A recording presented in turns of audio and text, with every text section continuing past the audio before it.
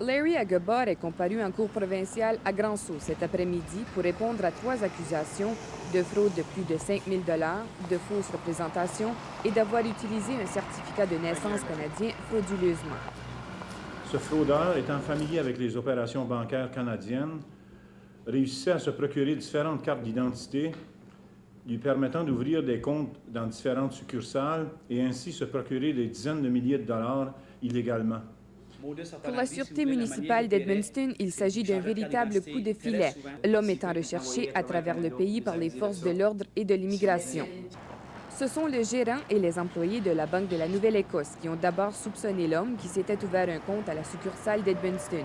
C'est que l'homme répondait à la description d'un fraudeur émise par une succursale montréalaise qui avait reçu de mauvais chèques. Utilisant une panoplie de pièces d'identité, l'homme s'ouvrait des comptes ici et là en y déposant de faux chèques certifiés pour ensuite retirer les montants à partir de guichets automatiques. Le plus souvent, les retraits étaient effectués à partir de guichets automatiques du Casino de Montréal, où les limites quotidiennes de retrait sont de 3 500 $.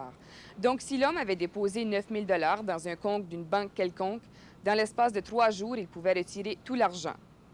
On parle de plusieurs milliers de dollars, possiblement de millions de dollars de fraude que M. Agobor est impliqué dedans. Larry Agobor demeurera derrière les barreaux jusqu'à son procès pour fraude qui devrait avoir lieu le 20 septembre.